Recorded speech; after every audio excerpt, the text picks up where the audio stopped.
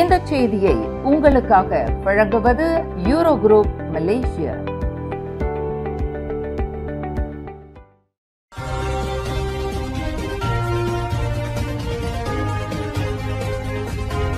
வணக்கம். திசைகளின் 5 மணி செய்திகள். 3ஆம் படிவ மாணவி பள்ளி வகுப்பறையில் பாலியல் பலாத்காரம்.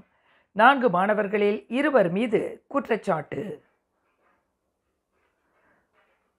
மலாக்கா அலுகாஜாவில் உள்ள ஓர் இடைநிலைப் பள்ளியில் வகுப்பறையில் 3ஆம் படிவ மாணவியை ஒரு கும்பலாக பாலியல் பலாத்காரம் புரிந்ததாக கூறப்படும் 4 மாணவர்களில் 2 அலுகாஜா சிறார் நீதிமன்றத்தில் இன்று குற்றச்சாட்டப்பட்டனர். இந்த வருடம் SPM தேர்வு எழுதவருக்கும் அந்த 2 மாணவர்களுக்கு எதிராக 3 குற்றச்சாட்டுகள் கொண்டு வரப்பட்டன. ஒரு கும்பலாக கூட்டு பாலியல் வல்லுறவில் ஈடுபட்டது, இயற்கைக்கு மாறாக பாலியல் வன்கொடுமை புரிந்தது மற்றும் உடல் ரீதியான பாலியல் வன்கொடுமையில் ஈடுபட்டது என 3 குற்றச்சாட்டுகள் அந்த 2 மாணவர்களுக்கு எதிராக கொண்டு வரப்பட்டன. 2 மாணவர்களில் ஒருவர் குற்றத்தை ஒப்புக்கொண்ட வேளையில் மற்றொரு மாணவர் தனக்கு எதிராக கொண்டு வரப்பட்ட 3 குற்றச்சாட்டுகளையும் மறுத்து விசாரணை கோரியுள்ளார். குற்றவாளி என்று நிரூபிக்கப்பட்டால் கூடியபட்சம் 15 முதல் 30 ஆண்டுகள் வரை சிறை தண்டனை விதிக்க வகை செய்யும் குற்றவியல் சட்டம் 375B பிரிவின் கீழ் அந்த 2 மாணவர்களும் குற்றச்சாட்டை எதிர்நோக்கியுள்ளனர். கடந்த செப்டம்பர் 30ஆம் தேதி பிற்பகல் 2:30 மணி அளவில் அலுகாஜாவில் உள்ள ஓர் இடைநிலைப் பள்ளியில் வகுப்பறையில் இந்த பாலியல் வன்கொடுமை நிகழ்ந்துள்ளதாக குற்றச்சாட்டில் தெரிவிக்கப்பட்டது. 4 மாணவர்களில் ஒருவர் அந்த பாலியல் வன்கொடுமையை தனது கைபேசியில் பதிவு செய்து சக மாணவர்களுக்கு பகிர்ந்ததை தொடர்ந்து இந்த சம்பவம் அம்பலமானது. இது தொடர்பாக பாதிக்கப்பட்ட மாணவியை பள்ளியின் ஆசிரியர் விசாரணை செய்ததை தொடர்ந்து இது குறித்து பள்ளி நிர்வாகம் மாணவியின் தாயாருக்கு தகவல் அளித்தது. பின்னர் இது குறித்து மாணவியின் தாயார் போலீசில் புகார் செய்ததில் 5ஆம் படிவ மாணவர்கள் 4 கைது செய்யப்பட்டனர். குற்றச்சாட்டை மறுத்து விசாரணை கோரியுள்ள மாணவன் 7000 ரிங்கிட் ஜாமீனில் விடுவிக்கப்பட்டுள்ளார்.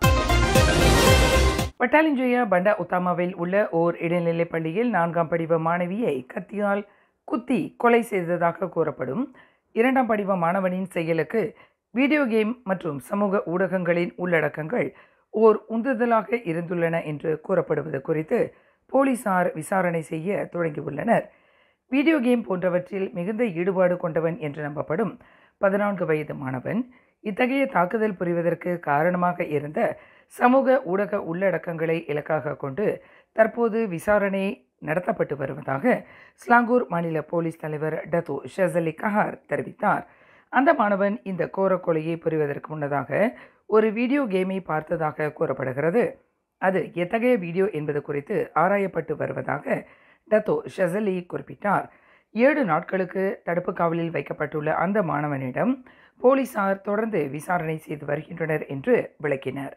இன்று கிள்ளானில் தீபாவளி திருநாளை முன்னிட்டு நடத்திய செய்தியாளர்கள் கூட்டத்தில் நிருபர்களின் கேள்விக்கு அவர் மேற்கண்டவாறு பதில் அளித்தார்.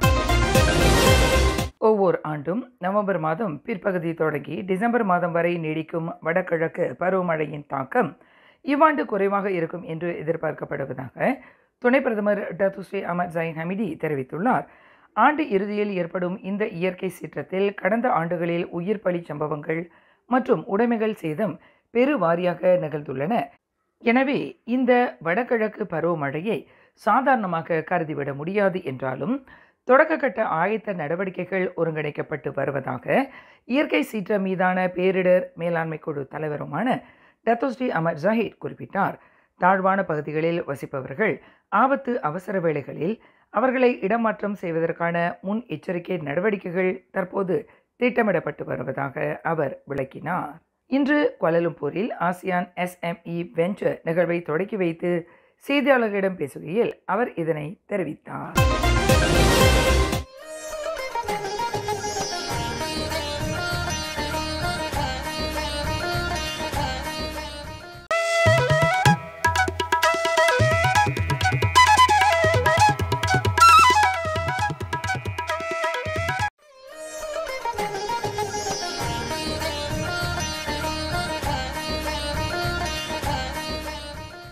Bersempena sambutan Deepawali pada tahun ini, marilah kita bersama berkokohkan kepaduan demi Pulau Pinang yang pintar, hijau dan inklusif. Semoga cahaya Deepavali tahun ini membawa keharmonian dan kemakmuran kepada kita semua. Selamat menyambut Deepavali kepada seluruh masyarakat India, khususnya di negeri Pulau Pinang. Deepavali Wataka.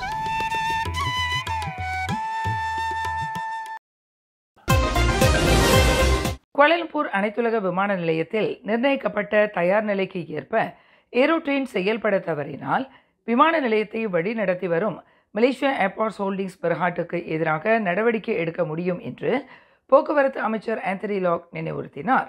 போக்குவரத்து அமைச்சில் ஓர் அங்கமாக செயல்பட்டு வரும் about எனப்படும் தரைமார்க்க போக்குவரத்து ஏஜென்சியின் மூலம் இந்த நடவடிக்கை எடுக்கப்படும் என்று அவர் தெளிவுபடுத்தினார்.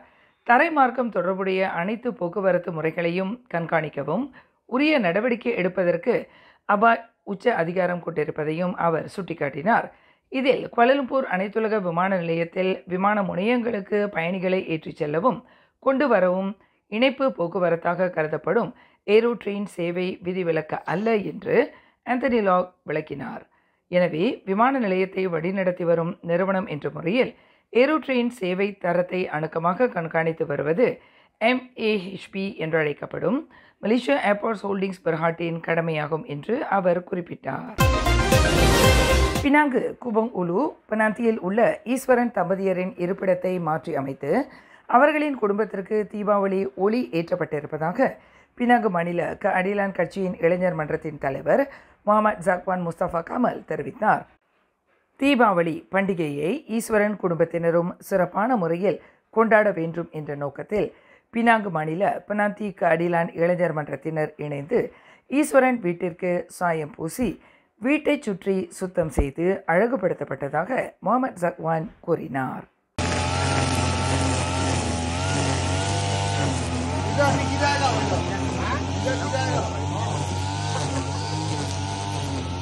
அது மட்டுமின்றி ஈஸ்வரன் குடும்பத்திற்கு தேவையான மின்சார பொருட்களும் வாங்கி தரப்பட்டன. ஈஸ்வரன் குடும்பத்தினர் அண்மைய காலமாக பல்வேறு சிரமங்களை எதிர்நோக்கி வருவதை அங்குள்ள சில நல்லுள்ளங்கள் அடிலான் இளைஞர் மன்றத்திடம் தெரிவித்ததாக அவர் குறிப்பிட்டார். அதன் அடிப்படையில் பினாங்கு மாநில அடிலான் இளைஞர் மன்றத்தினால் இயன்ற உதவிகள் செய்யப்பட்டுள்ளன. இனம் மதம் வேறுபாடின்றி மனித நேயத்தின் அடிப்படையில் மக்களுக்கு உதவிக்கரம் நீட்டுவதே பினாங்கு மாநில அடிலான் கட்சியின் இளைஞர் மன்றத்தின் கொள்கையாகும். எனவே இவ்வாண்டின் தீபாவளி பண்டிகையை ஈஸ்வரன் குடும்பத்தினர் சிறப்பாக கொண்டாடுவதற்கு அடிலான் இளைஞர் மன்றமும் முக்கிய பங்கு வகித்திருப்பது குறித்து மனநிறைவு கொள்வதாக முகமது ஜக்வான் குறிப்பிட்டார். பினாங்கு தண்ணீர்மலை ஸ்ரீ பால தண்டாயுதபாணி தேவஸ்தான ஸ்ரீ கணேஸ்வர ஆலய மகா கும்பாபிஷேகம் எதிர்வரும் நவம்பர் மாதம் 23ஆம் தேதி ஞாயிற்றுக்கிழமை காலை 10:15 முதல் 11:15 வரை வெகு சிறப்பாக நடைபெறவிருக்கிறது. ஸ்ரீ கணேஸ்வர ஆலயத்தின் நிர்வாக குழுவினருடன் இணைந்து பினாங்கு இந்து அறப்பணி வாரியம் இந்த மகா கும்பாபிஷேகத்தை முன்னெடுத்துள்ளது.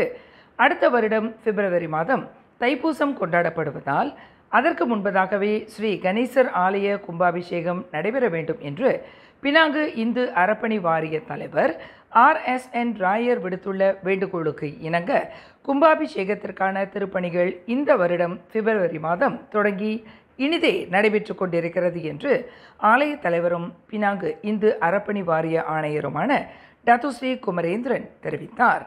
டத்துஸ்ரீ குமரேந்திரன் மேலும் கூறுகையில் வரும் நவம்பர் மாதம் 19ஆம் தேதி தொடங்கி 23ஆம் தேதி கும்பாபிஷேகம் நடைபெறும் வரை ஆலயத்தில் பூஜைகளும் நடைபெறவிருக்கின்றன. அன்றைய தொடக்க நாள் முதல் கும்பாபிஷேகம் அன்று வரை சிறப்பு பூஜைகள் நடைபெற்று மக்களுக்கு அன்னதானம் வழங்கப்படும். அது மட்டுமின்றி மண்டல அபிஷேக பூர்த்தி நாளாக அடுத்த வருடம் ஜனவரி மாதம் 10ஆம் தேதி சிறப்பு பூஜைகள் நடைபெறும் என்று அவர் தெரிவித்தார்.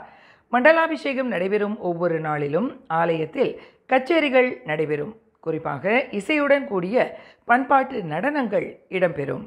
ஒரு ராத்திரியும் மண்டலாபிஷேகம் உபயம் நடந்துகிட்டு இருக்கிற பட்சத்துல கோயில்ல கச்சேரிகள் நடக்கும், நிகழ்ச்சிகள் நடக்கும், மியூசிக் பெர்ஃபார்மன்ஸ் நடக்கும், டான்ஸ் நடக்கும், எல்லாம் கல்ச்சுரல் ஈவெண்ட்ஸ். ஸோ அது மேலும் நம்மளோட கும்பாபிஷேகம் சிறப்பு சேர்க்கும்ட்டு நாங்கள் நம்புறோம். நன்றி. மேலும் மண்டல அபிஷேக உபயங்கள் நடத்த விரும்பும் பொதுமக்கள் ஆலய நிர்வாகத்துடன் தொடர்பு கொள்ளுமாறு டத்துஸ்ரீ குமரேந்திரன் கேட்டுக்கொண்டார். கிள்ளான் பள்ளத்தாக்கில் கடந்த திங்கள் மற்றும் செவ்வாய்க்கிழமை ஆகிய 2 தினங்களில் மேற்கொள்ளப்பட்ட சோதனை நடவடிக்கையில் 1,40,00,000 ரிங்கிட் பெறுமானமுள்ள 225 கிலோ போதைப்பொருள் கைப்பற்றப்பட்டுள்ளதாக புக்கெட் அமான் போலீஸ் தலைமையகத்தின் போதைப்பொருள் துடைத்தொழிப்பு பிரிவின் இயக்குனர் டத்தோ ஹுசேன் ஒமர்ஹான் தெரிவித்தார். இந்த கடத்தல் கும்பல் கிளந்தானிலிருந்து கிள்ளான் பள்ளத்தாக்கிற்கு போதைப்பொருளை கடத்தி வருவதில் கடந்த ஓராண்டு காலமாக தீவிரமாக செயல்பட்டு வந்துள்ளது என்பது விசாரணையில் தெரிய வந்துள்ளது என்று அவர் குறிப்பிட்டார். எல்லை பகுதியிலிருந்து கடத்தி வரப்பட்டிருக்கலாம் என்று நம்பப்படும் கெட்டமின் வகையைச் சேர்ந்த போதைப் பொருளை கிள்ளான் பள்ளத்தாக்கில் விநியோகிப்பதில் முக்கிய நபர்களாக இந்த கும்பல் செயல்பட்டு வந்துள்ளது. புக்கெட் அமான் போலீஸ் தலைமையகம் கடந்த 2 நாட்களில் மேற்கொண்ட வெவ்வேறு சோதனை நடவடிக்கையில் இந்த கும்பல் பிடிபட்டதாக அவர் குறிப்பிட்டார். போதைப்பொருள் யாவும் பத்துகேவ்ஸில் உள்ள ஒரு தரை வீடு மற்றும் வங்சாமஜுவில் உள்ள ஓர் ஆடம்பர வீடு ஆகியவற்றில் கைப்பற்றப்பட்டதாக இன்று கோம்பா போலீஸ் தலைமையகத்தில் நடைபெற்ற செய்தியாளர்கள் கூட்டத்தில் டத்தோ ஹுசேன் ஒமர்ஹான் இதனை தெரிவித்தார்.